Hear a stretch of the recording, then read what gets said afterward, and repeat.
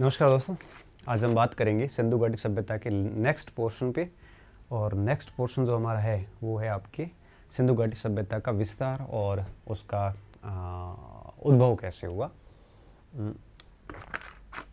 उस पर हम बात करने वाले हैं। तो जैसा कि आपको पता है, परिचय पढ़ रहे थे और परिचय में हमने खोज की कहानी देख ली थी। खोज की कहानी के बाद में नामकरण कैसे हुआ ये पूरा समझ लिया था, और नामकरण के बाद में उसका कालक्रम देख लिया था। इसके साथ साथ में कालक्रम, नामकरण और उसका स्वरूप, ये तीनों बातें हमने समझ ली थी, आपको अच्छे से पता होगा। आज हम बात करने वाले हैं कि सिंधु घाटी सभ्यता का उद्भव कैसे हुआ, ये बनाने वाले कौन थे, इस सभ्यता को बसाया किसने था, और साथ में हम देखेंगे कि सभ्यता का विस्तार किन किन क्षेत्रों में था। ये 2 पॉइंट पूरे होते ही सिंधु घाटी सभ्यता का परिचय पूरा हो जाएगा। एक इंट्रोडक्शन जो होता है सभ्यता का वो कंप्लीट हो जाएगा, और अक्सर इंट्रोडक्शन से प्रश्न परीक्षाओं में पूछे जाते हैं, ठीक है। और वो पूरा होते ही फिर अपन आएंगे विशेषताओं पे, जिसमें नगरीकरण की विशेषताएं हैं, चाहे राजनीतिक, सामाजिक और ये साहित्य, धर्म, दर्शन तो वैसे था नहीं। ये 3 मेन विशेषताएं हैं वो हम देखेंगे। साथ में थोड़ा बहुत बचा है तो फिर कला भी देख लेंगे हम, और साथ साथ में हम इसका धर्म भी देख लेंगे, धार्मिक विशेषताएं भी आ जाएगी, थोड़ा अर्थशास्त्र भी देख लेंगे। ये तीनों की तीनों बातें सिंधु घाटी की हम आगे विशेषताओं में लेंगे। लास्ट में 1 दिन लगेगा पतन के कारणों का, उसके साथ ही हमारा सिंधु घाटी पूरा हो जाएगा, ठीक है। बहुत बड़ा टॉपिक नहीं है, और अगर इसको ढंग से समझते हैं तो सारी चीज़ें हमारी अच्छी तरीके से विद्यार्थियों हो जाती है, ठीक है। तो बात करते हैं सबसे पहले इस सभ्यता के बारे में कि सभ्यता का उद्भव कैसे हुआ। तो अगर अपन विद्यार्थियों उद्भव की बात करें, उद्भव का सीधा सा तात्पर्य होता है कि इस सभ्यता को बसाया किसने था, इस सभ्यता में कौन लोग थे, इन सभ्यता को बसाने वाले थे कौन। तो उस संबंध में बड़ा विद्वानों में एक प्रकार से मतैक्य नहीं है। सारे विद्वान भिन्न भिन्न मत रखते हैं, और कौन सा विद्वान क्या मत रखता है उसके बारे में हम बात करेंगे। उद्भव के बारे में सबसे पहला मत आता है विदेशी मत। विदेशी मत के जितने भी समर्थक हैं साथियों, वो सारे के सारे यही कहते हैं कि सिंधु घाटी सभ्यता की जो उत्पत्ति हुई या जो उसको बसाया गया, उसका जो उद्भव हुआ, वो आपके मेसोपोटामिया के लोगों के द्वारा किया गया था, अर्थात विदेशी लोगों के द्वारा सिंधु घाटी सभ्यता को बसाया गया था। तो विदेशी मत के जो भी समर्थक है ऑलमोस्ट सारे के सारे विदेशी ही है।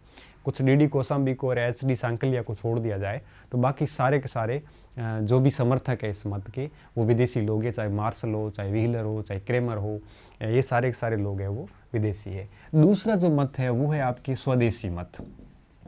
स्वदेशी मत ये कहता है कि सिंधु घाटी सभ्यता की उत्पत्ति विदेशियों के द्वारा नहीं हुई, बल्कि भारत की ही सभ्यताओं के द्वारा या भारत के लोगों के द्वारा इस सभ्यता की स्थापना की गई थी, इस सभ्यता का विकास किया गया था। तो सिंपल से 2 बिंदु आते हैं, एक विदेशी मत आता है और एक हमारे स्वदेशी मत आता है, ठीक है। स्वदेशी मत कहता है कि यहाँ के लोगों ने सभ्यता बसाई थी, और विदेशी मत ये कहता है कि विदेशी लोगों ने, अर्थात मेसोपोटामिया के लोगों ने, अर्थात सुमेरियन लोगों ने, अर्थात अक्कड़ के लोगों ने, क्योंकि ये तीनों एक ही नाम है, इन्होंने सिंधु घाटी सभ्यता की स्थापना है वो की थी, ऐसा विदेशी मत के लोग मानते हैं। अब हम इसमें क्या क्या देखेंगे। हम विदेशी मत में सबसे पहले हम ये देखेंगे कि इसके पक्ष में कौन है और इसके विपक्ष में कौन है, ठीक है। विपक्ष में कौन है, और जो पक्ष में है वो तर्क देंगे पक्ष के, और विपक्ष वाले अपने तर्क देंगे, क्योंकि इतिहास के अंदर सिंपल सा रूल्स है कि जो भी कोई बात कही जाती है तो उसको सतर्क कहनी पड़ती है। बिना तर्क के, बिना एविडेंस के इतिहास में बात उपन्यास और दर्शन शास्त्र की तरह हो जाती है विद्यार्थियों। तो यहाँ पे तर्क क्या है विदेशी मत के, वो भी हम देखेंगे, और इसका खंडन करने वाले लोग जो है वो अपने क्या तर्क देते हैं। तो पक्ष के तर्क, विपक्ष के तर्क और इसके समर्थक कौन थे ये देखेंगे। उसके बाद में आएगा स्वदेशी मत। स्वदेशी मत में भी हम ये देखेंगे कि स्वदेशी मत में भी कई सारे लोग हैं, वो कई भागों में बंट गए हैं। यहाँ पे एक मत नहीं है, यहाँ पे भी कई मत है। कुछ कहते हैं कि आर्य लोगों के द्वारा इसकी स्थापना की गई, किसी ने कहा है कि द्रविड़ लोगों के द्वारा इसकी स्थापना की गई, किसी ने कहा है कि आपके प्राचीन जो संस्कृतियां थी उसका विकसित रूप था ये, तो प्राचीन संस्कृतियों द्वारा इसकी स्थापना हुई। तो कुल मिला के बात ये है कि स्वदेशी मत वाले भी कई भागों में बंटे हुए और मुख्य रूप से 3 भागों में बंटे हुए हैं। कुछ ने ये कहा कि आर्य, जो वैदिक आर्य थे, इन्होंने इस सभ्यता को बसाया। कुछ लोग ये कहते हैं कि द्रविड़ लोगों ने इस सभ्यता को बसाया। कुछ लोग ये कहते हैं कि प्राचीन संस्कृतियों के विकसित रूप ही हड़प्पा सभ्यता थी। तो ये 3 मत विदेशी स्वदेशी में आ जाते हैं। तो हम ये सारे मतांतरों को पढ़ेंगे और उसके बाद में हम एक निष्कर्ष पर पहुंचेंगे कि बेसिकली सभ्यता को बसाया किसने था। ठीक है, विभिन्न मतांतरों के अध्ययन के बाद में एक लास्ट में निष्कर्ष निकलेगा कि इस सभ्यता को आखिरकार बसाने वाले कौन लोग थे। तो उस मत पर पहुँचे उससे पहले हम बात करेंगे कि सबसे पहले विदेशी मत का, कि विदेशी मत क्या कहता है, और फिर हम बात करेंगे स्वदेशी मत की। ठीक है, तो एक एक पॉइंट पे आ रहा हूँ मैं। सबसे पहले मैं पहली स्लाइड पे ला रहा हूँ विदेशी मत। आप क्या करोगे, आप इसको एज इट इज़ ऐसे कैसे बनाओगे और बनाने के बाद में फिर आओगे विदेशी मत। विदेशी मत, ठीक है। विदेशी मत में हम क्या देखने वाले हैं, सबसे पहले विद्यार्थियों आपको ये बात याद रखनी है कि इस मत के प्रतिपादक कौन थे, इस मत के समर्थक कौन थे। इस मत के जो समर्थक की अगर मैं बात करूं तो मार्शल का नाम अग्रिम पंक्ति में आता है, साथ साथ में मार्टिन व्हीलर का नाम आता है यहाँ पे, मार्टिन व्हीलर, मार्शल, ये 2 नाम तो यहाँ पे आएंगे। साथ में आपके गॉर्डन चाइल्ड का नाम आता है विद्यार्थियों, गॉर्डन चाइल्ड का नाम आएगा। इसके साथ में आपके क्रेमर का नाम आएगा, मैके का नाम आएगा, डीडी कोशाम्बी का नाम आएगा, डेल का नाम आएगा, डेल का नाम आएगा, और जिगुरातों के आधार पर एचडी सांकलिया का भी नाम आ जाता है। ये समर्थक थे। इसका सीधा सा सवाल स्टूडेंट्स ऐसे पूछते हैं कि निम्नलिखित में से कौन ये मानता था कि हड़प्पा सभ्यता की स्थापना मेसोपोटामिया से आए सुमेरियन लोगों के द्वारा की गई थी। तो मार्शल से बात शुरू होती है। इसमें भारतीय लोगों के नाम स्पेशली याद रखना, क्योंकि विदेशी लोग तो समझ में आ जाते हैं, भारतीय लोगों का नाम आता तो थोड़ा सा प्रश्न हमारे लिए ठीक बन जाता है यहाँ पे। दूसरी बात, इस मत का मानना क्या था। इस मत के लोग ये मानते थे, इस मत के अनुसार इस सभ्यता को सुमेरियन जाति थी जो इसमें मेसोपोटामिया में रहती थी। मेसोपोटामिया, इस सभ्यता को सुमेरियन लोगों ने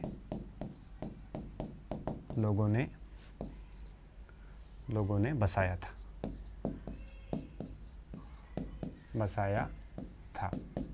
ठीक है, तो मत देने वाले कौन थे, मत क्या था, ये 2 बातें आपको समझ में आ गई। और तीसरी बात आपको इस मत में ये समझनी है कि मत देने वाला कौन था, मत क्या था, और इन्होंने अपने पक्ष में कौन से तर्क दिए हैं, ये तीसरी बात समझने योग्य है। इन्होंने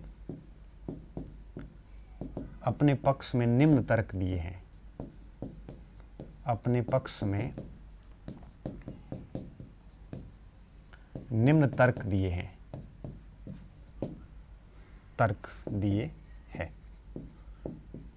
ठीक है।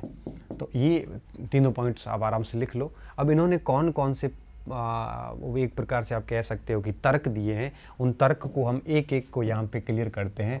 आप इसको ऐसे सीधे सीधे लिखते जाना, मैं तर्क को यहाँ लेके आ रहा हूँ। ठीक है, तर्क में इनका पहला तर्क ये था कि दोनों सभ्यताएं, हड़प्पा सभ्यता हो चाहे आपके मेसोपोटामिया की सभ्यता हो, दोनों सभ्यताओं के अंदर आपके यूँ कहिए कि दोनों लोहे से परिचित नहीं थी, लोहे से दोनों अनभिज्ञ थी, दोनों सभ्यताएं अनभिज्ञ। लोहे का परिचय दोनों सभ्यताओं में नहीं था। साथ साथ में इन्होंने ये भी कहा है कि ये दोनों सभ्यताएं, लिपि का उपयोग दोनों में होता था, लिपि का उपयोग दोनों में होता था, ईंटों का उपयोग दोनों में होता था, ईंटों का उपयोग, जल निकासी दोनों में मिली है,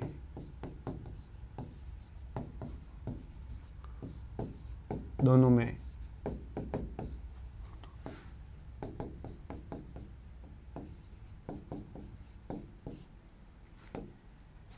ठीक है, दोनों में मिली है। इसके साथ साथ दोनों में एक दूसरे के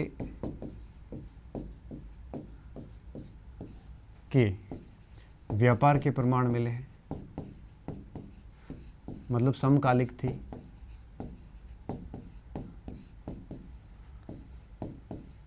तो कहने का मतलब है कि कांस्य के प्रयोग भी दोनों में मिले हैं। तो सीधा सा मतलब था कि यहाँ पर बहुत सारी ऐसी चीज़ें हैं जो दोनों में प्राप्त हुई, और दोनों में ऐसी सिमिलरिटी तभी हो सकती है जब दोनों के आपके जो निर्माता थे, जो उद्भव करने वाले थे, जो मतलब आपके यूं कहिए कि बनाने वाले थे, वो निश्चित रूप से एक ही लोग रहे होंगे। इस वजह से दोनों में सिमिलरिटी रही होगी। बलूचिस्तान से कुछ हमें चबूतरे प्राप्त हुए, आयताकार चबूतरे। ऐसे कैसे चबूतरे हमें मेसोपोटामिया से भी प्राप्त होते हैं, वहाँ पे उनको जिगुरात नाम दिया गया था। तो ऐसे जिगुरात और चबूतरे प्राप्त होना, ऐसी आकृतियाँ प्राप्त होना भी कुल मिला के कहीं न कहीं इनके पक्ष का ये तर्क था। तो एक चीज़ ये भी थी कि बलूचिस्तान के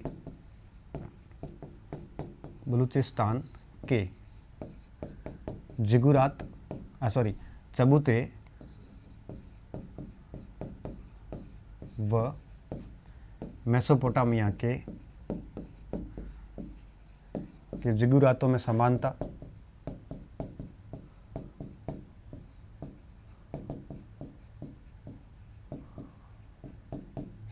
थी। इसके साथ साथ एक चीज़ और भी थी कि मोहनजोदड़ो के अंदर जो विशाल अन्नागार है, इस अन्नागार के निर्माण की सामग्री और मेसोपोटामिया से मिले हमें लकड़ी के शहतीर एक जैसे हैं। तो भवनों के निर्माण की सामग्री सेम मिलना भी कहीं न कहीं इस बात को प्रूव करता है कि दोनों सभ्यताओं के निर्माता कभी सेम रहे होंगे। तो देखिए, मोहनजोदड़ो के अन्नागार की सामग्री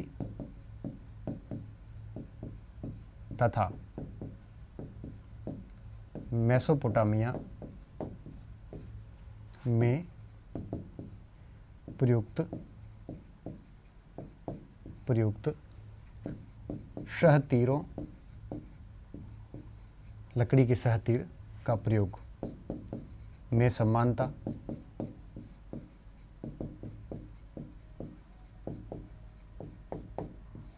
तो देखो, ये सारी चीज़ें समान थी दोनों की, और इन्होंने अपने पक्ष में इन्हीं समानताओं के तर्क दिए हैं। अब देखिए, आप विदेशी मत हो गया, देने वाला कौन था, मत क्या था, और इसके पक्ष में इन्होंने अपने अपने तर्क दिए। देखिए विद्यार्थियों, एक मत तब तक चलता है जब तक उसके पक्ष में तर्क आते हैं।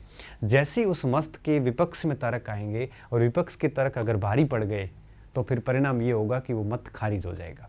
यहाँ पे यही हुआ। स्वदेशी मत के जो तर्क थे वो विदेशी मत के तर्कों पर भारी पड़े। आप इसको आराम से लिख लीजिए, और फिर अगले पैराग्राफ पे आएंगे कि इन तर्कों का हम खंडन करेंगे। अभी किस प्रकार करेंगे देखिए, ठीक है। आप इसको लिखिए, लिख के जस्ट अगला पैराग्राफ में क्या लिखोगे कि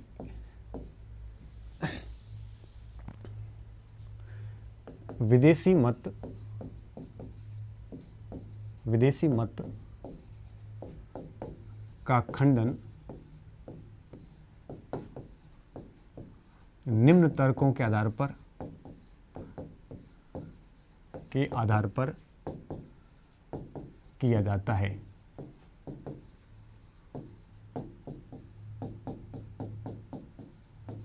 अब हम उन तर्क पर डिस्कस करेंगे। हम उन तर्क पर बात करने वाले हैं जो तर्क ये बात सिद्ध करते हैं कि हड़प्पा सभ्यता के संस्थापक मेसोपोटामिया के लोग नहीं थे। जैसे मैं एक एक तर्क के ऊपर बात करूं, सबसे पहला तर्क ये दिया जाता है कि हड़प्पा सभ्यता की जो लिपि थी वो भाव चित्रात्मक लिपि थी, ब्रुस्टोफैडन शैली थी, और उसी प्रकार मेसोपोटामिया के लोगों की जो लिपि थी वो किलाक्षर लिपि थी। किलाक्षर का मतलब कील, ऐसे कील लगा के शब्द लिखे जाते थे। भाव चित्रात्मक में केवल चित्र बनाए जाते थे। जहाँ मेसोपोटामिया की लिपि को बहुत पहले ही पढ़ लिया गया था, आज तक हड़प्पा सभ्यता की लिपि को हम पढ़ नहीं पाए हैं। इसका साफ मतलब होता है अगर निर्माता एक होते तो लिपि निश्चित रूप से एक होती, क्योंकि आज हम जैसे भारत में रह रहे हैं, आज हम किसी अनजान स्थान पे चले जाएंगे तो हम लिखना पढ़ना वही रखेंगे जो हमारा मूल रूप से रहा है। ऐसा कभी नहीं हो सकता कि हमारी इधर लिपि अलग हो और उधर लिपि अलग हो। तो लिपि की जो भिन्नता है ये सबसे बड़ी भिन्नता विद्यार्थियों, किसकी? लिपि की भिन्नता। लिपि की भिन्नता, जैसे जहां हड़प्पा की भावचित्रात्मक लिपि है जो आज तक पढ़ी नहीं गई है। भावचित्रात्मक लिपि जिसे अपन बुर्स्टोफैडन भी बोलते हैं, क्या है इसके बारे में अपन आगे और डिटेल से बात करेंगे। बुर्स्टोफैडन वहीं मेसोपोटामिया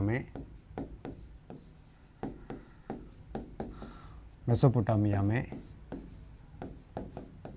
किलाक्सर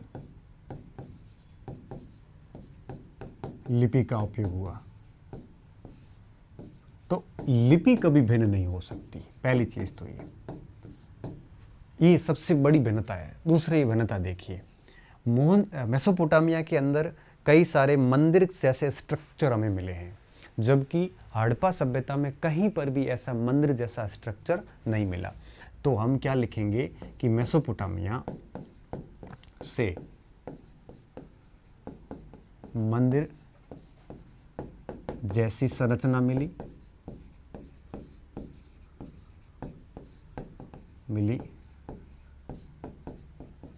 हड़प्पा में ऐसी संरचना का पूर्णतः अभाव। हड़प्पा सभ्यता में विद्यार्थियों कोई पूजा स्थल नहीं मिला है, कोई पूजा स्थल हड़प्पा सभ्यता से नहीं मिला, जबकि मेसोपोटामिया से ऐसे कई सारे पूजा स्थल हमें प्राप्त होते हैं। तो अगर ये एक ही लोग होते तो निश्चित रूप से इनकी पूजा स्थल भी हड़प्पा से हमें प्राप्त होते, लेकिन हड़प्पा से हमें ऐसे पूजा स्थल नहीं मिले। तीसरी बात, हड़प्पा सभ्यता के अंदर जो जल निकासी प्रणाली है वो प्लस हड़प्पा का जो भी नगर नियोजन है, टाउन प्लानिंग है, जितने भी टाउन बने इतने प्लान्ड तरीके से बने हैं, ऐसे दुनिया में किसी भी स्थान पर ऐसे प्लान्ड तरीके से टाउन जो है वो न स्थापित हुए, न ही ऐसा उनका जल निकासी सिस्टम जो सीवरेज सिस्टम होता है, बेहतरीन सीवरेज सिस्टम हमें हड़प्पा सभ्यता में देखने को मिलता है। जैसे अगर मैं बात करूं, अगर हमारे सामने एक प्रश्न आए कि हड़प्पा सभ्यता की विश्व को उदयन लिखिए एक लाइन के अंदर, तो आप सीधा यही कहोगे कि उनका टाउन प्लानिंग और उनका सीवरेज सिस्टम, जल निकासी प्रणाली, आगे हम समझने वाले हैं, ये बेस्ट था, ये सर्वोत्तम था। इसकी तुलना में मेसोपोटामिया के अंदर जो भी सीवरेज सिस्टम था, जो आपके टाउन प्लानिंग है, ये सबसे निम्न स्तर की है, घटिया स्तर की है। क्यों?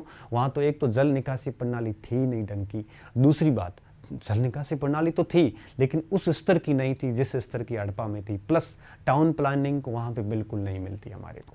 तो कैसे संभव है कि एक निम्न स्तर के उठे हुए लोग एक ऐसी उत्कृष्ट सभ्यता बसा दें? पॉसिबल ही नहीं है। क्यों? क्योंकि जो व्यक्ति जिस स्तर से आता है वो वैसी ही संरचना बनाएगा। कभी भी संभव ही नहीं है कि 17 से उठा हुआ व्यक्ति 22 का काम करे, क्योंकि ये उनकी अप्रोच से बाहर का मामला था। तो निश्चित रूप से ये एक प्रकार से अकाट्य तर्क है इस विदेशी मत के खंडन का। क्या था?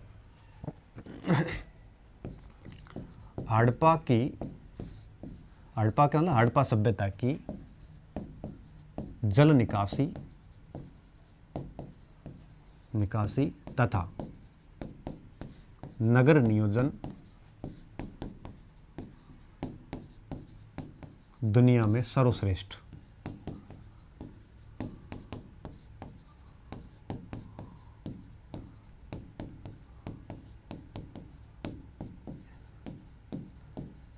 इसकी तुलना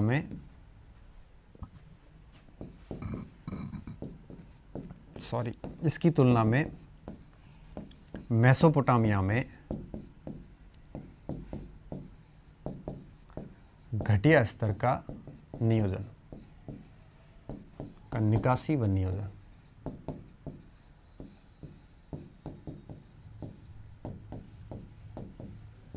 ये चीज़ ध्यान रखनी है। अगर मैं चौथी बात करूं, यहाँ पे जो हड़प्पा में ईंटें प्रयुक्त मिलाई गई हैं, उन ईंटों को भी अगर अपन देखें तो वहाँ पे हड़प्पा में कच्ची ईंटें भी हैं और बिल्कुल माप भी इनका बहुत पैमाने बड़े बराबर पैमाने, मतलब 4:3:1 का जो ईंटें बनी हुई थी, हर नगर में लगभग लगभग उसी पैमाने से ईंटें बनी हुई और पक्की ईंटों का भी वृहद पैमाने पर उपयोग किया गया।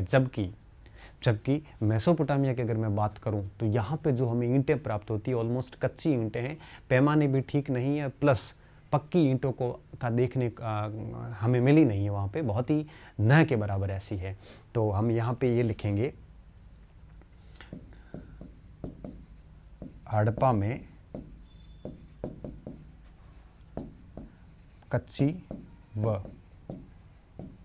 पक्की ईंटें जो कि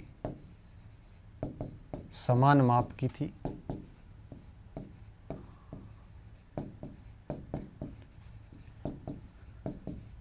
जबकि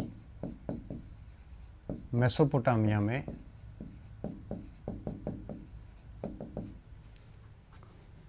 इसका अभाव है।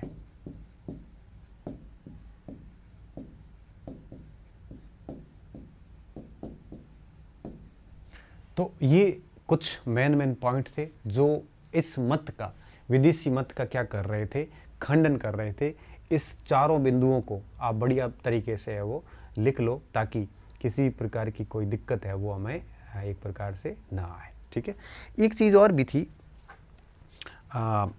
जो मेसोपोटामिया से जो कब्रें मिली हैं, बड़ी भव्य कब्रें मिली, एकदम बिल्कुल सजी हुई, ऐसी भव्य कब्रों का हड़प्पा में अभाव है। ठीक है। तो 5वां बिंदु लिख सकते हो, मेसोपोटामिया से भव्य कब्रें मिली, वहीं हड़प्पा में इसका अभाव है। वहीं हड़प्पा में इसका अभाव। तो निश्चित रूप से ये विदेशियों के द्वारा स्थापित नहीं है, क्योंकि ये बिंदु इस बात को सिद्ध कर रहे हैं कि हड़प्पा सभ्यता और मेसोपोटामिया सभ्यताओं के संस्थापक अलग रहे हैं। हाँ, ये कह सकते हैं कि ये दोनों सभ्यताएं समकालिक अवश्य रही है, इन दोनों के बीच में व्यापारिक संबंध अवश्य रहे हैं, लेकिन हम ये नहीं कह सकते कि मेसोपोटामिया से आए हुए लोगों ने इस सभ्यता को स्थापित किया था। ये तर्क जो है वो बिल्कुल गलत है, लेकिन दोनों सभ्यताएं समकालिक जरूर थी, ये तर्क बिल्कुल उचित प्रतीत होता है। ठीक है। तो ये था हमारे विदेशी मत। विदेशी मत को हमने अच्छे से देख लिया। तो विदेशी मत हो गया, हमने इसमें प्रतिपादक कौन थे ये देख लिया, विदेशी मत क्या था ये भी देख लिया, पक्ष में क्या तर्क थे ये भी देख लिए, और विपक्ष में क्या तर्क थे ये भी देख लिए। इसका सवाल परीक्षा में विद्यार्थियों इस प्रकार से आ सकता है कि निम्नलिखित में से किस आधार पर हम कह सकते हैं कि हड़प्पा सभ्यता के संस्थापक मेसोपोटामिया से आए हुए लोग नहीं थे या थे। तो फिर ये कोई भी तर्क पूछा जा सकता है, ये सारा कुछ आपकी अंडरस्टैंडिंग के बेस पे होगा। 2 बिंदु नए भी आ सकते हैं, लेकिन आपको जो है वो सारी विशेषताओं को अच्छे से समझना है। अब हम बात करेंगे स्वदेशी मत की, कि इस मत का खंडन करने वाले लोग यही थे, स्वदेशी मत वाले। अब जब इन्होंने खंडन कर लिया विभिन्न अकाट्य तर्कों की सहायता से, तो फिर इनके वापस इनका क्या मत था। तो इन मत को हम है वो मोटे तौर पे 3 भागों में बांट देते हैं। सबसे पहला जो मत आता है वो आता है वैदिक आर्यों के द्वारा सिंधु घाटी सभ्यता बसाई गई थी। वैदिक आर्यों के द्वारा, मतलब इनका ये कहने का मतलब इनका ये था कि वैदिक सभ्यता की स्थापना आर्य लोगों के द्वारा की गई थी। इन्हीं आर्यों ने सिंधु घाटी सभ्यता को बसाया था, ये इनका एक मत था। अब देखो, इस मत के संबंध में हम बात करेंगे। हालांकि इस मत को देने वालों के पास में कोई मजबूत पक्ष में तर्क नहीं थे, लेकिन इसके खंडन करने वाले हजारों नहीं कह सकते, कई 50 तर्क हमारे पास हैं कि हम इस मत का खंडन कर सकते हैं। तो कहने का मतलब ये है कि आर्य वाला जो तर्क है, ये जो मत है, इसका खंडन हो चुका है। द्रविड़ का भी खंडन हो चुका है। केवल एक यह मत बचा है जिसका खंडन आज तक नहीं हुआ, और ये सर्वमान्य मत है। प्राचीन संस्कृतियों से हड़प्पा सभ्यता बसी थी।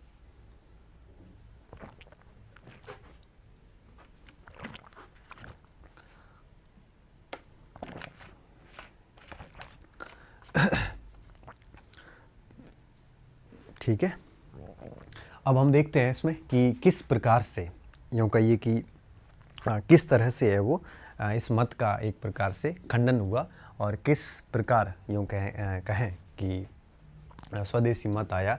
तो इसके ऊपर अपन है वो अभी चर्चा कर लेते हैं। और अब बात करेंगे सबसे पहले कि भारत इस जो पूरा का पूरा सभ्यता है, इसकी स्थापना जो है वो किसने की, स्वदेशी मत वाले जो क्या कह रहे हैं आर्यों ने की, इसके ऊपर अपन अभी बात कर लेते हैं। ठीक है, अब देखो इसमें स्वदेशी मत, कौन सा मत, स्वदेशी मत। अब अगर स्वदेशी मत की बात करें तो स्वदेशी मत सिंपल सा सीधा सा यही कह रहा है कि इसकी स्थापना भारतीय लोगों ने की थी। अब उसमें से सबसे पहला नाम आता है कि आर्यों ने की थी, आर्यों द्वारा हड़प्पा सभ्यता को बसाया गया।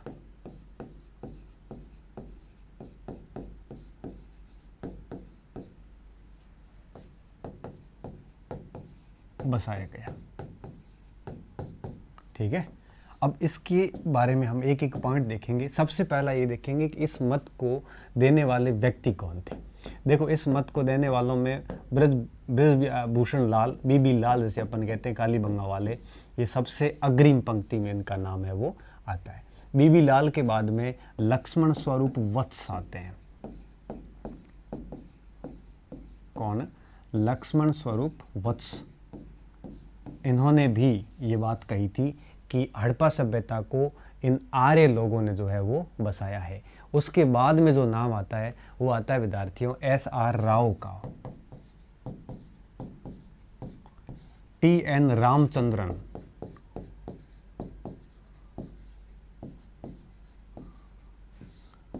पुशालकर, ठीक है। लक्ष्मण स्वरूप वत्स, SR राव, TN रामचंद्रन और इसके साथ साथ आपके पुशालकर, एक और बच गए वो है आपके KN शास्त्री। कौन? KN शास्त्री। ये है इस मत के समर्थक। मत क्या है? मत सिंपल सा सीधा सा पड़ा है कि आर्यों द्वारा हड़प्पा सभ्यता को बसाया गया, ठीक है। अब इस मत के समर्थन में इन लोगों ने कोई विशेष बात नहीं आई। इस मत के समर्थन में इन्होंने क्या बात करी है वो देखिए। इस मत के समर्थन में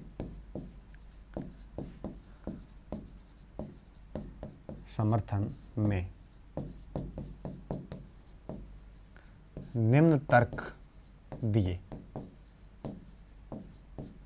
ठीक है। अब ये समर्थन में क्या क्या तर्क देंगे उसके ऊपर बात करेंगे। सबसे पहला तर्क अगर मैं बात करूं यहां पे,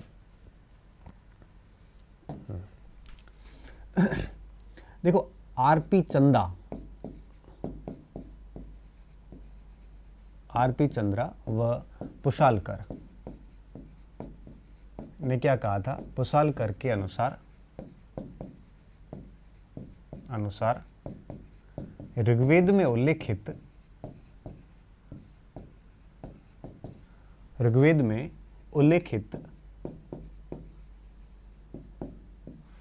असुर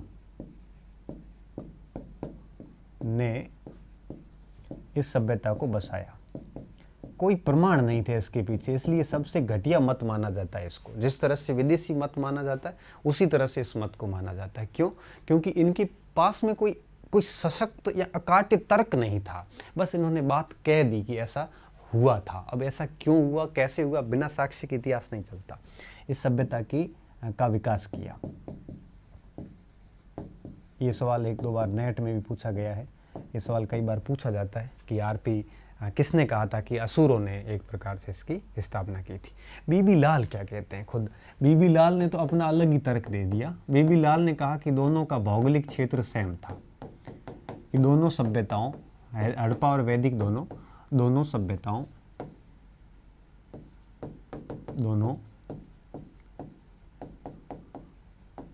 सभ्यताओं का विस्तार क्षेत्र समान था। मतलब दोनों ही आपके वही सिंधु गंगा और उस क्षेत्रों में बसी हुई थी, क्षेत्र समान था, ठीक है, ये इन्होंने कहा बीबी लाल ने, जो कि इस पूरे मत का सबसे अग्रणी नाम आता है। और इस प्रकार की बात, एक प्रकार से आप इसको कह सकते हो कि कोई ज़्यादा प्रासंगिक नज़र नहीं आती, क्योंकि आप क्षेत्र समान होने का मतलब ये भी तो हो सकता है कि हड़प्पा सभ्यता के ख़त्म होने के बाद में कुछ समय बाद में वैदिक सभ्यता आरंभ हुई थी, तो उसी जगह पे वो स्थापित हुई जिस जगह पहले हड़प्पा थी, हड़प्पा का विनाश होने के बाद भी है वहाँ पे वैदिक सभ्यता, ये भी हो सकता है। आप ऐसे कैसे कह सकते हो कि पहले हड़प्पा ही थी बाद में वैदिक हुई, बिल्कुल बिल्कुल सेट नहीं होता यहाँ पे। तीसरा, बुद्धि प्रकाश क्या कहते हैं? बुद्धि प्रकाश ने ये कहा है कि दास दस्यु का उल्लेख मिलता है ऋग्वेद के अंदर। किसमें? ऋग्वेद में। और ये लोग यज्ञ करते थे, दस्यु लोग, दास दस्युओं से बचाव के लिए, और यज्ञ के कई प्रमाण हड़प्पा सभ्यता से प्राप्त होते हैं। तो इस हिसाब से इन्होंने कहा कि हो सकता है कि दास दस्यु लोगों ने इस सभ्यता की स्थापना जो है वो की हो, ऐसा कहा जाता है। ठीक है, तो ये कुछ पक्ष के तर्क खास नहीं थे, लेकिन अब आप देखिए इसके विपक्ष में क्या क्या तर्क पड़े यहाँ के, वो अपन लिखते हैं। इस मत का खंडन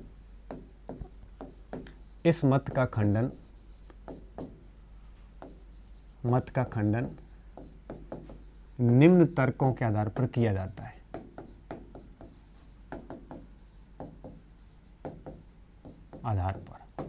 ठीक है, अब तर्क कौन कौन से हैं? इस मत को खंडन करने के लिए हमारे पास कई सारे तर्क हैं। कौन कौन से तर्क है ये देखिए। सबसे पहला तर्क, हड़प्पा सभ्यता आपको पता होगा कि नगरीय सभ्यता मानी जाती है। हड़प्पा नगरीय सभ्यता थी, और उसी समय वैदिक सभ्यता कैसी थी? ग्रामीण सभ्यता। अब आप समझ सकते हो कि एक ग्रामीण सभ्यता के लोग कभी भी वैदिक सभ्यता नगरीय सभ्यता स्थापित नहीं कर सकते। इकोनॉमी बिल्कुल चेंज थी। दूसरा देखिए, हड़प्पा सभ्यता के लोग जो है ये आपके यूं कहिए कि कांस्य का उपयोग कर रहे थे, जबकि वैदिक सभ्यता के लोग उत्तर वैदिक काल के बाद में यहाँ पे लोहे का प्रयोग शुरू हो गया था। तो देखो दोनों में बहुत डिफरेंस आ गया। तीसरी बात, हड़प्पा सभ्यता के अंदर जो भी अर्थव्यवस्था थी वो आपके एक प्रकार से व्यापार पर आधारित थी। कैसी थी? व्यापारिक अर्थव्यवस्था थी। यहाँ पे व्यापार वाणिज्य नगरों के सहायता से होते थे, जबकि इनकी जो अर्थव्यवस्था थी वो आपके कृषि पर आधारित थी। तो कैसे संभव है ये सारे की सारी चीज़ें? कृषि पर आधारित अर्थव्यवस्था। इसके अलावा अगर अपन समाज की बात करें तो यहाँ पर आपके हड़प्पा सभ्यता में मूर्ति पूजा के प्रमाण मिले हैं, क्योंकि यहाँ पे कई सारी मृण मूर्तियाँ मिली, जबकि वैदिक सभ्यता के लोग जो है मूर्ति पूजा में विश्वास नहीं करते थे। मूर्ति पूजा में विश्वास नहीं था।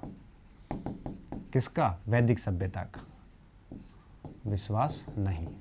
ठीक है, ये वैदिक सभ्यता की बात है, ये हड़प्पा सभ्यता की बात है। इसके साथ साथ अगर अपन देखें तो यहाँ पे हमें लिंग पूजा के भी प्रमाण मिलते हैं। लिंग योनि पूजा के प्रमाण मिलते हैं हड़प्पा से, जबकि वैदिक सभ्यता के लोग लिंग योनि पूजा को निंदनीय मानते थे। लिंग योनि पूजा निंदनीय मानी जाती थी। ठीक है, निंदनीय मानी जाती थी। ऐसा माना जाता था कि यह पूजा नहीं होनी चाहिए। ठीक है, निंदनीय, ऋग्वेद में भी निंदनीय है। इसके साथ साथ अगर अपन छठा पॉइंट ले तो यहाँ पे घोड़े से ये लोग संभवतः परिचित नहीं थे, और गाय के हमें अवशेष नहीं मिले। घोड़े से मैं आपको जब इनका आर्थिक जीवन पढ़ाऊंगा तब मैं आपको बहुत अच्छे से बताने वाला हूँ कि किस प्रकार घोड़े और गाय की क्या कहानी है, पूरी हम समझेंगे। अभी इतना ही समझो कि घोड़े से परिचित नहीं थे तथा गाय के साक्ष्य नहीं थे। हालांकि अब तो कुछ मिल गए हैं, लेकिन अभी भी पूर्णतः अभाव है, नहीं है, मतलब थोड़े बहुत अभाव है, साक्ष्य अभाव। जबकि वैदिक काल की अगर अपन बात करें तो यहाँ पर घोड़ा इनका प्रिय था और गाय पवित्र थी। ऐसे कई सारे और भी अंतर निकलते हैं। मैं कुछ और अंतर बता देता हूँ, ये 6 तो लिख लो आप, फिर 7वें अंतर पे आप बड़ी तालिका बना के अच्छे से करना। 7वां अंतर क्या हो सकता है? हड़प्पा सभ्यता के अंदर अगर अपन बात करें तो आप ऐसे करना, इसको एक तरफ हड़प्पा लिख लेना और एक तरफ ऐसे वैदिक लिख लेना। अगर अपन हड़प्पा सभ्यता की बात करें तो यहाँ पे समाज मात्र सत्तात्मक था। ऐसा माना जाता था कि समाज के अंदर आपके मृण मूर्तियों का अधिक मिलना इस बात का द्योतक है कि यहाँ पर माता का एक प्रकार से वर्चस्व रहा होगा। जबकि वैदिक काल में हम जाते हैं तो यहाँ पितृसत्तात्मक समाज हुआ करते थे। ठीक है, पितृसत्तात्मक। यार सबसे बड़ा अंतर देखिए विद्यार्थियों, 8वां अंतर, कि हड़प्पा सभ्यता के लोग लिपि से परिचित थे, लिखना जानते थे, जबकि सिंधु घाटी सभ्यता के लोग लिपि से परिचित थे। जबकि अगर अपन वैदिक सभ्यता के लोगों की बात करें तो इनको लिपि का कोई ज्ञान नहीं था। लिपि का ज्ञान नहीं था, मतलब लिखना नहीं जानते थे। वेद तो विद्यार्थियों गुप्त काल में आते आते लिखे गए, इस समय तक ये लिखना नहीं जानते थे, लिखना नहीं जानते थे। ठीक है, इस बात का ध्यान रखना। ये कई सारे और भी हमें अंतर देखने को मिलते हैं यहाँ पे, लेकिन कुछ मेन जो अंतर थे वो मैंने आपको बता दिए। साथ साथ में यह शांति प्रिय लोग थे, व्यापार वाणिज्य पर ध्यान देते थे। ये कैसे लोग थे? शांति प्रिय लोग थे। और अगर अपन वैदिक सभ्यता की विद्यार्थियों बात करें तो यहाँ पर 10 राज्य से लेकर कई सारे युद्धों के प्रमाण, युद्ध अस्त्रों के नाम, घोड़ा प्रिय पशु होना, रथ वगैरह, तो ये कैसे लोग थे? ये युद्ध प्रिय लोग थे। तो इस कंडीशन में हम कह सकते हैं कि जो आपके वैदिक सभ्यता का जो मत है कि हड़प्पा सभ्यता की स्थापना वैदिक आर्यों ने की, ये मत आपके पूर्ण रूप से गलत सिद्ध होता है, क्योंकि इसके पक्ष में कम तर्क हैं और विपक्ष में बहुत ज़्यादा तर्क है वो दिए जा सकते हैं। ठीक है, तो ये वैदिक आर्यों का जो विद्यार्थियों मत था ये हमारा यहीं पे पूरा हो जाता है। अब दूसरा मत है साथियों द्रविड़ों का, कि द्रविड़ क्या है उसके बाद में सीधा हम समझेंगे प्राचीन संस्कृतियों का मत क्या था। हम चल रहे हैं स्वदेशी मत के ऊपर और विदेशी मत हम है वो ऑलरेडी समझ चुके हैं। ठीक है, अब आप देखिए आगे। स्वदेशी मत में पहला ये था, अब अपन दूसरे मत पे आ रहे हैं।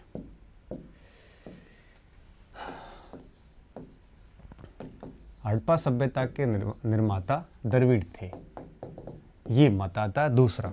और विद्यार्थियों इस मत का क्या मतलब है? इस मत को मानने वाले कौन थे? सबसे पहली चीज तो ये, इस मत को राखाल दास बनर्जी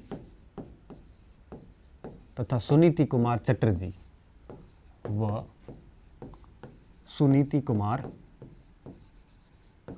चटर्जी ये इसके समर्थक थे। इनका क्या मानना था? इस मत का ये मानना था कि द्रविड़ जो है, द्रविड़ भाषा, द्रविड़ लोगों की भाषा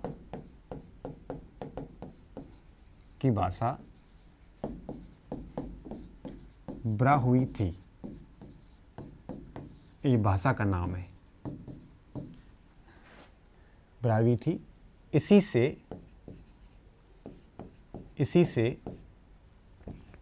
से हड़प्पा लिपि मेल खाती है।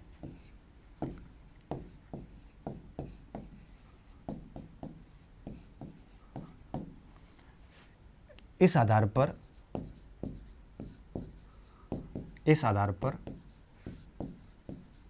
द्रविड़ लोगों ने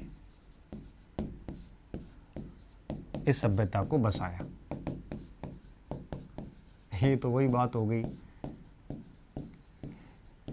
कि टांग ना पैर हो, सीधी बात कर दी। इस सभ्यता को बसाया, सभ्यता को बसाया। फिर आगे ये कहते हैं कि ये जो द्रविड़ हैं, ये द्रविड़ मूल रूप से बलूचिस्तान क्षेत्र में रहते थे। मूल रूप से कहाँ रहते थे? बलूचिस्तान में रहते थे,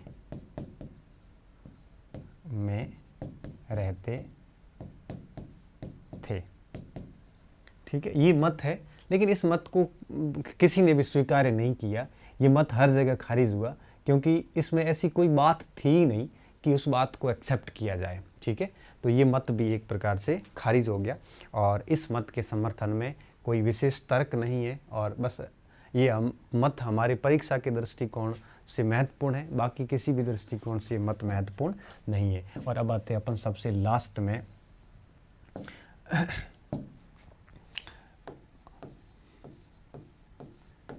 पूर्व की संस्कृतियों का विकसित रूप थी हड़प्पा।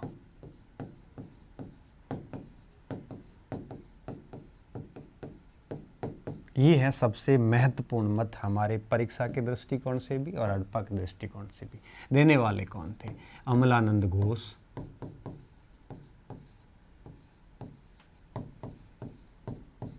आलचिन दंपत्ति,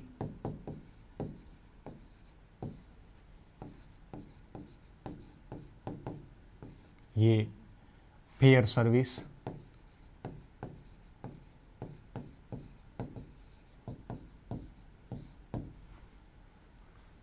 रोमिला थापर,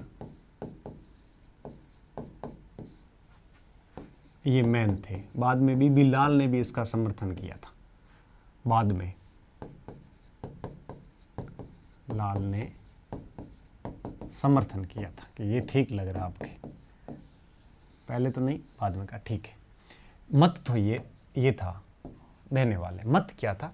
मत ये था कि हड़प्पा काल से पहले जो संस्कृतियां थी छोटी छोटी, चाहे वो सिंधु नदी के किनारे आमरी संस्कृति हो, वहाँ कोटदजी संस्कृति हो, बीकानेर के पास में सोथी संस्कृति हो, ऐसी जो संस्कृतियां थी, ठीक है, जो कुलीनाल की संस्कृति, सोथी संस्कृति, घग्गर हकरा संस्कृति, इन सारी संस्कृतियों, ये सारी ग्रामीण संस्कृतियां थी। और इनमें क्या हुआ कि धीरे धीरे एग्रीकल्चर का प्रोडक्शन सरप्लस हुआ, खेती का उत्पादन बढ़ा। खेती का उत्पादन बढ़ने से इनके बीच में आपस में धीरे धीरे व्यापार वाणिज्य बढ़ा और व्यापार वाणिज्य बढ़ने से धीरे धीरे एक प्रकार से इन ग्रामीण संस्कृतियों का विकास होना शुरू हुआ और ये ग्रामीण संस्कृतियाँ विकसित होकर धीरे धीरे एक बड़ी सभ्यता का रूप ले लेती है और वो सभ्यता हड़प्पा सभ्यता कहलाती है। तो बलूचिस्तान क्षेत्र और राजस्थान क्षेत्र और सिंध क्षेत्र स्पेशली, इन क्षेत्रों की जो पूर्व की संस्कृतियाँ थी, इन संस्कृतियों के बीच में व्यापार वाणिज्य बढ़ने से जो आपके विकसित सभ्यता बनी वो हड़प्पा सभ्यता थी। ये मत ये बात कहता है। ये बात सबसे ज़्यादा सर्वमान्य है क्योंकि हमें चौथी संस्कृति में जो भी आरंभिक प्रमाण मिलते हैं वो हड़प्पा सभ्यता के आरंभिक प्रमाण ही हैं। तो ऐसी स्थिति में इस मत को कोई चैलेंज आज तक नहीं मिला। तो मत क्या कहता है कि राजस्थान में आएगी चौथी संस्कृति। चौथी बीकानेर के अंदर है, इससे कालीबंगा 2 भी कहा जाता है, ध्यान रखना। कालीबंगा 2 भी कहते हैं इसे, ध्यान रखना इस बात का। राजस्थान की चौथी संस्कृति, सिंध की, राजस्थान सिंध की आपके कोटदजी,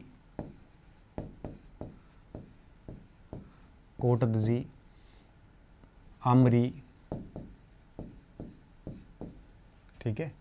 इसके अलावा बलूचिस्तान में कुलीनाल वगैरह की ग्रामीण संस्कृतियों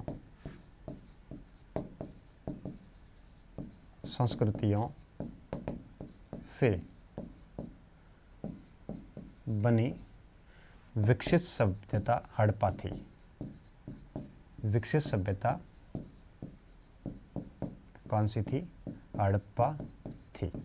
तो ये बहुत ही जेन्युइन मत है। आप इसको समझ सकते हो कि कोई बड़ा नगर है, जैसे कोई मुंबई है, यहाँ पर दिल्ली है, ये नगर बनने से पहले निश्चित रूप से यहाँ छोटे गांव ही रहे होंगे और इनमें व्यापार वाणिज्य बढ़ा होगा। उसके बाद धीरे धीरे ये बड़े नगर बने होंगे। तो निश्चित रूप से यह तर्क जो है, यह मत जो है वो सबसे ज़्यादा प्रासंगिक भी है, सबसे ज़्यादा भारी मत भी है और इस मत को एक प्रकार से हमें स्वीकार करना भी चाहिए। वैसे फेयर सर्विस और रोमिला थापर ने जो उदाहरण दिए थे वो दिए थे बलूचिस्तान की संस्कृतियों के बारे में, तो थोड़ा सा उसका भी ध्यान रख लेना। मैं क्या कर रहा हूँ, आगे एक अलग स्लाइड ले रहा हूँ और उसमें ये बात लिख रहा हूँ उसकी, ठीक है। फेयर सर्विस तथा रोमिला थापर ने बलूचिस्तान की ग्रामीण संस्कृतियों का उदाहरण दिया था। कृतियों का उदाहरण दिया था कि इनसे वो सिंधु घाटी सभ्यता स्थापित हुई। और ये मत आपके कैसा है, यही सर्वमान्य मत है, यही सर्वमान्य मत है, मान्य मत है बस। तो इस चीज़ को आपको ध्यान रखना है। हमने सारे मतांतर पढ़ने के बाद में हम यहाँ पहुँच गए कि एग्जैक्टली किसने है वो ये कहा होगा। ठीक है, डीपी अग्रवाल का नाम नहीं लिखा ना अपन ने, आलचिन दंपति डीपी अग्रवाल भी इसमें आएंगे, है ना, ध्यान रखना। तो ये हो गया हमारा कंप्लीटली इसका विकास कैसे हुआ, उद्भव कैसे हुआ, ये पॉइंट। और अब हम देखेंगे कि सभ्यता का विस्तार कहाँ था और किस प्रकार था। विस्तार कोई ज़्यादा बड़ा नहीं है, विस्तार के बारे में बात करेंगे हम। ठीक है, कि सिंधु घाटी सभ्यता का विस्तार। अगर अपन विस्तार की बात करें विद्यार्थियों, तो आप देख सकते हो कि ये पूरा का पूरा इसका विस्तार क्षेत्र है मांडा से लेकर नीचे दहमाबाद तक, और ये सुतका गैंडोर से लेकर और आपके इधर यूपी के अंदर आ जाता है आलमगीरपुर तक। ये पूरा का पूरा जो क्षेत्र था, इसमें इस सभ्यता का विकास हो रखा था। ठीक है, आगे देखिए कौन कौन से क्षेत्र हैं। तो यहाँ मांडा से लेकर और नीचे दहमाबाद तक, मैं यहाँ पे लिख रहा हूँ मांडा सबसे उत्तरी क्षेत्र है इसका, जो कि चिनाब नदी के किनारे है। किस नदी के किनारे? चिनाब नदी के किनारे है। यह आपके नॉर्दर्न मोस्ट, अगर आपसे पूछे कि सिंधु घाटी सभ्यता का सबसे उत्तरी स्थान कौन सा है, तो वो है मांडा।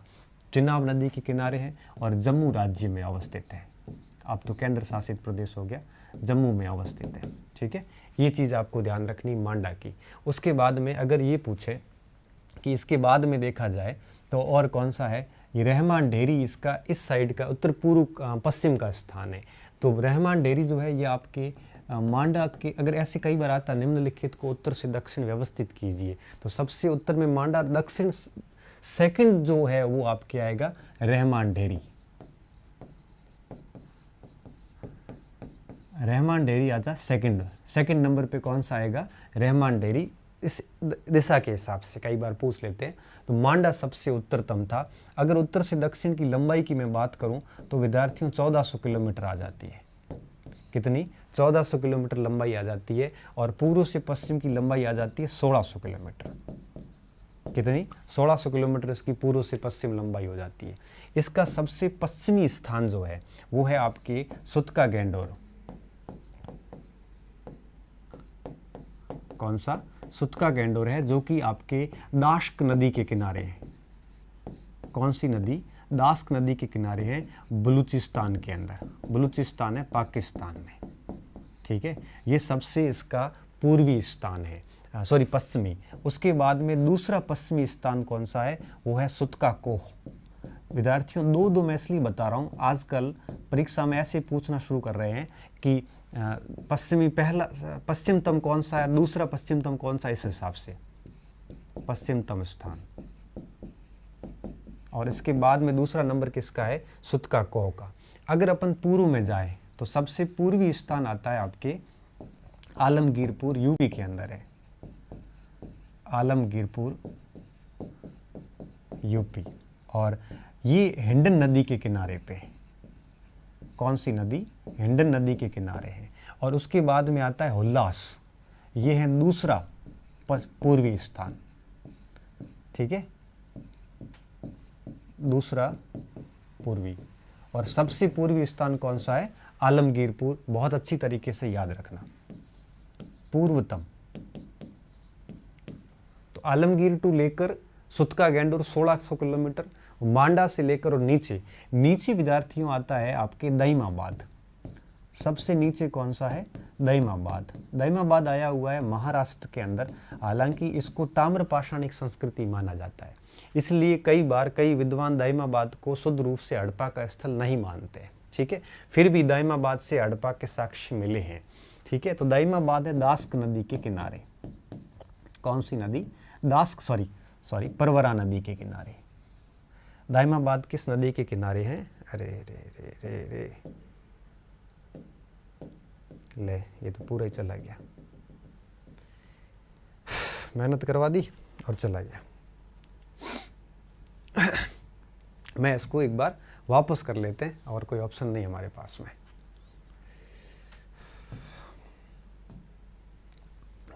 विस्तार को वापस करना पड़ेगा। एक बार मेहनत करी, दोबारा और करेंगे। मैप पे नहीं करेंगे, अब इसको मैप पे नहीं करेंगे, इसको अपन ऐसे ही करेंगे। ठीक है, सबसे उत्तरी स्थान है मांडा। कहाँ पे है?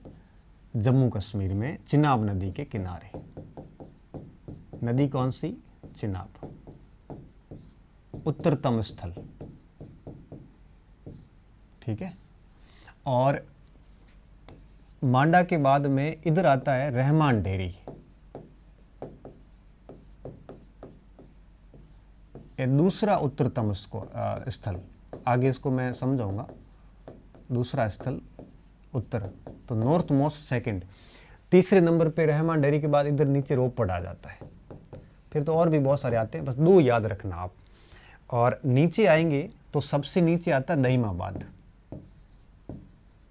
कौन सा? दईमाबाद आता है महाराष्ट्र के अंदर। ये ताम्रपाषाणिक संस्कृति है। ये नदी है परवरा। कौन सी नदी है? परवरा नदी। यहाँ से हड़प्पा कालीन कांस्य का रथ प्राप्त हुआ है। ठीक है, तो इस चीज़ का आपको ध्यान रखना। उसके बाद में नीचे जाते हैं तो आता है भगत राव। भगत राव है गुजरात के अंदर। ये दूसरा दक्षिणतम स्थल। भगत राव। भगत राव कैसा है? ये है आपके गुजरात के अंदर। और आजकल कई विद्वान तो भगत राव को ही सबसे दक्षिणतम स्थल मानते हैं इसका, हड़प्पा सभ्यता का। भगत राव से अच्छा एक चीज़ और ध्यान रखना, आजकल नई जो खोजें हुई है उसके अनुसार भगत राव से भी नीचे मालवन आता है। ठीक है, मालवन आजकल भगत राव से भी नीचे है। मालवन आया हुआ है सूरत के अंदर, गुजरात। ठीक है, तो मालवन, तो भगत राव के नीचे मालवन, मालवन के नीचे दईमाबाद, और उसके ऊपर आता मेहगम। ये भी गुजरात में है। ठीक है, मेहगम गुजरात। तो ये चारों का क्रम याद रखना। एक पूछ लेते हैं, मेहगम, फिर भगत राव, फिर मालवन, और सबसे नीचे दईमाबाद। इधर की बात करेंगे तो सबसे इधर आ जाता आलमगीरपुर।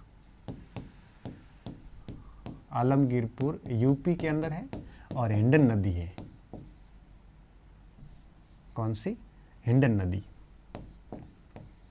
ये सबसे यूपी का, आप यूं कहिए, इस पूरी सभ्यता का सबसे पूर्वी स्थल।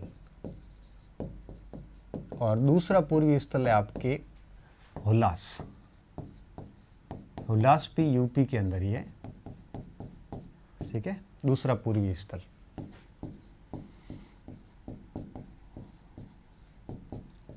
इसके बाद में अगर अपन इधर बात करें तो इधर आता है सबसे ज़्यादा दूर सुतका गेंडोर, और दूसरे नंबर पे सुतका को। सुतका गेंडोर की अगर अपन बात करें, ये पश्चिमतम स्थल है। नदी का पूछते हैं तो सुतका गेंडोर आता है दास्क नदी के किनारे, और पश्चिमी बलूचिस्तान के अंदर अवस्थित है। ठीक है, बलूचिस्तान में अवस्थित। तो इन चारों की याद रखना। इसकी जो लंबाई है विद्यार्थियों वो है 1600 किलोमीटर, और इधर जो लंबाई है वो है 1400 किलोमीटर। ठीक है, ये उसकी पूर्व पश्चिम लंबाई हो जाएगी। कुछ तथ्य और भी आपको ध्यान रखने हैं। त्रिभुजाकार है, करीबन 8 लाख वर्ग किलोमीटर क्षेत्रफल है। ठीक है, और 3 देशों में फैला हुआ है, 3 देशों में विस्तृत।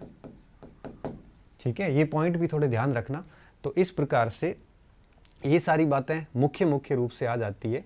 और अगर अपन क्षेत्रफल के हिसाब से बात करें तो दुनिया की सबसे विस्तृत सभ्यता, दुनिया की सबसे विस्तृत सभ्यता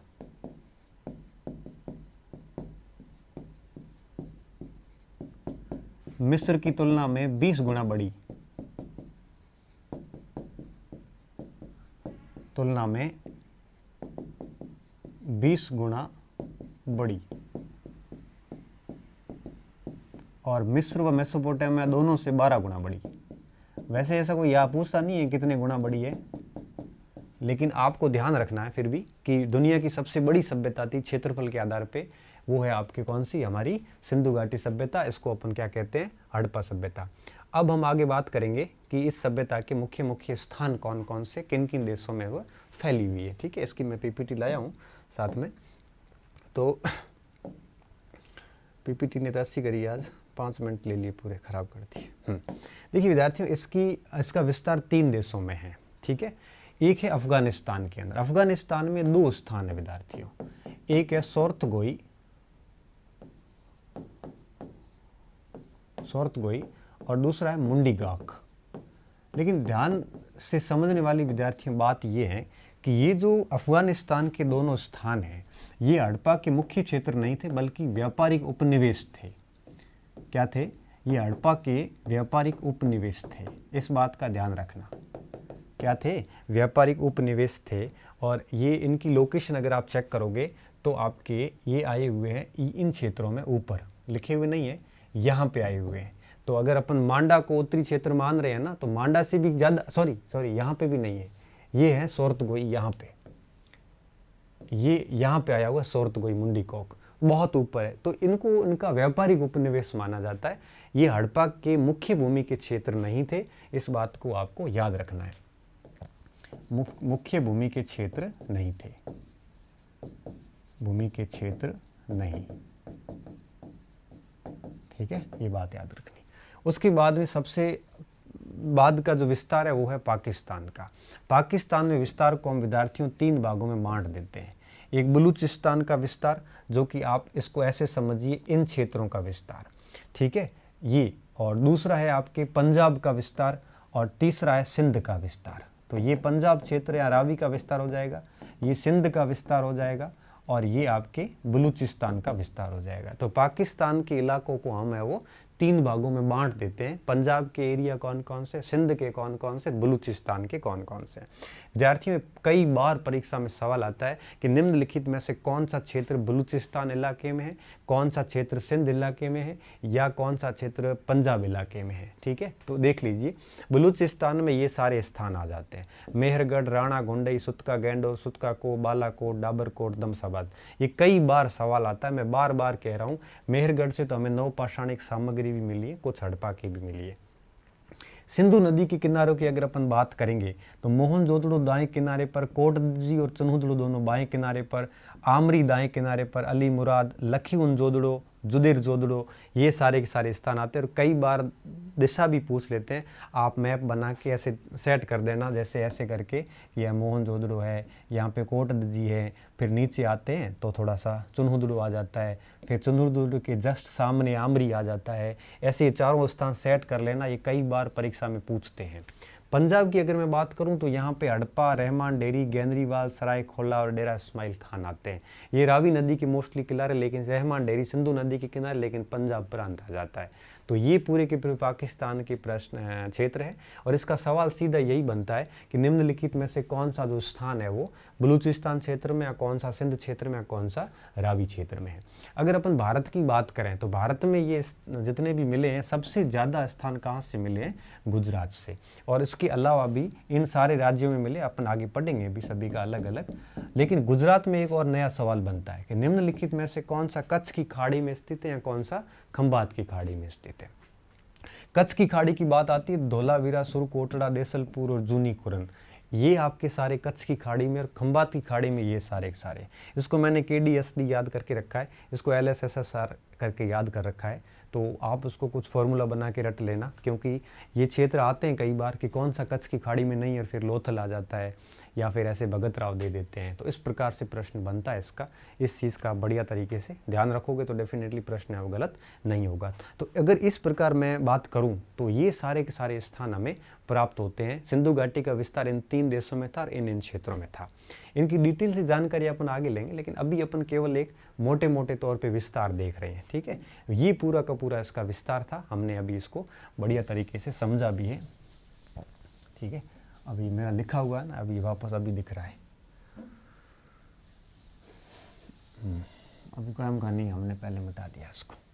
तो ये पूरा का पूरा जो क्षेत्र है विद्यार्थियों, ये पूरा का पूरा हमारे सिंधु घाटी का क्षेत्र रहा है। ठीक है, इस पूरे क्षेत्र की बात है, आप इसको मैं आपको आराम से देख लेना।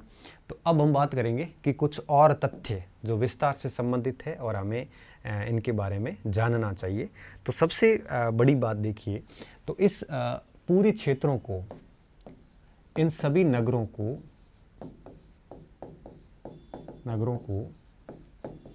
3 भागों में बांटा जाता है, 3 भागों में विभाजित किया जाता है।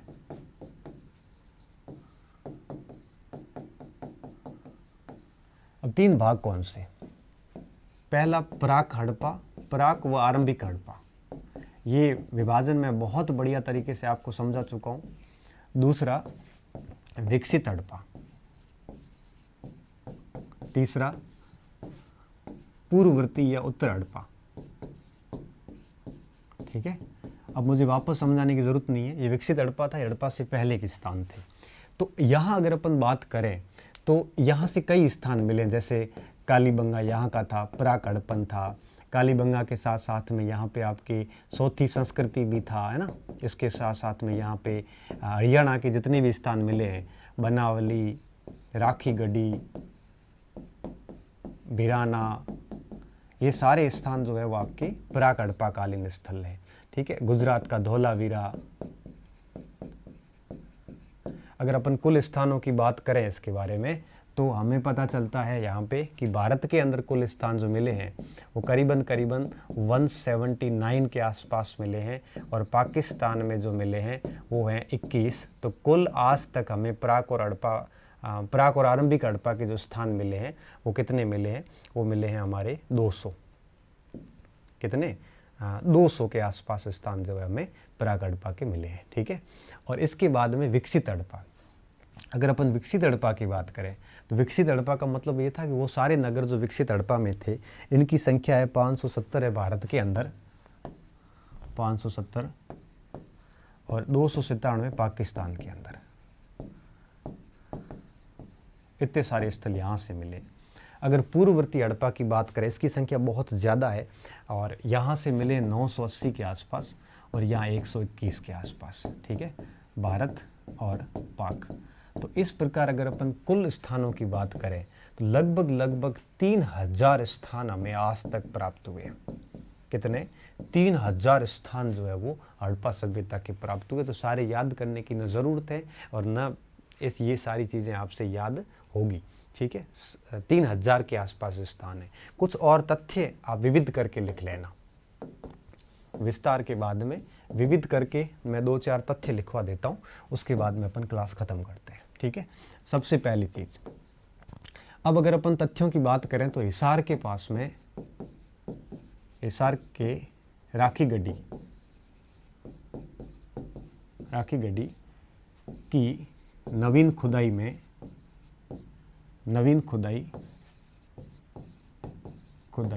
के दौरान 3 नई बस्तियां मिली। 3 नई बस्तियां मिली। इस आधार पर राखी गढ़ी संपूर्ण सभ्यता का सबसे बड़ा स्थल बना। पहले मोहनजोदड़ो था, अब कौन सा है? अब है राखी गढ़ी, सबसे बड़ा स्थल बना। ठीक है, तो पहले नंबर पे कौन है? राखी गढ़ी। दूसरे नंबर पे है मोहनजोदड़ो। पहले मोहनजोदड़ो पहले नंबर पे था। तीसरे नंबर पे है हड़प्पा। चौथे नंबर पे है गैनरीवाल। गैनरीवाल पंजाब पाकिस्तान के अंदर। और पांचवें नंबर पे है धोलावीरा। ठीक है, एक क्रम भी याद रखना, पांचवा नंबर, चौथा नंबर, तीसरा नंबर, दूसरा नंबर और पहला नंबर। ठीक है, राखी गढ़ी, मोहनजोदड़ो, हड़प्पा, गैनरीवाल और धोलावीरा, ये भी आपको बढ़िया तरीके से याद रखना है। एक नया तथ्य तो नहीं है, पुराना तथ्य और भी याद रखना कि स्वतंत्रता के बाद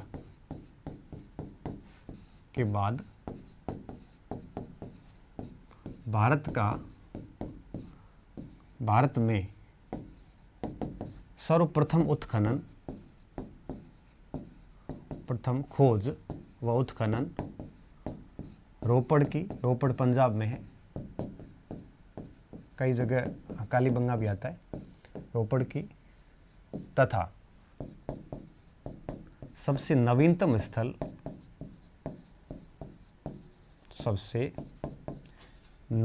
स्थल कौनमेर, जो कि 2006 में हुआ है, धोलावीरा के बाद कौनमेर, गुजरात है। ये RAS 2012 के सवाल में था। ठीक है, ध्यान रखना कौनमेर है। कई सारी किताबों में धोलावीरा लिखा हुआ है, क्योंकि 1991 के बाद किताबें जितनी छपी धोलावीरा लिखते आए, बाद में किन्होंने भी अपडेट नहीं किया। अभी उत्तर क्या होगा इसका? अभी उत्तर होगा कौनमेर। आप इसको बढ़िया तरीके से याद रखना। ठीक है, तो ये सारी बातें थी, ये दो तथ्य थे एक्स्ट्रा। और पूर्ववर्ती हड़प्पा में अगर मैं कुछ नाम लिखूं तो रंगपुर आ जाता है, रोजदी आ जाता है, और मजे की बात ये कालीबंगा इसमें भी आता है। ठीक है, ये पूर्व हड़प्पा के स्थान है, पूर्ववर्ती और प्राक ये सब। ठीक है, तो हमारा हड़प्पा सभ्यता का परिचय जो है विद्यार्थियों पूरा हो गया। कल की जो क्लास होगी उसमें हम बात करेंगे हड़प्पा सभ्यता की विशेषताओं के ऊपर। ठीक है, बहुत बहुत धन्यवाद। मस्त रहिए, खुश रहिए और पढ़ते रहिए।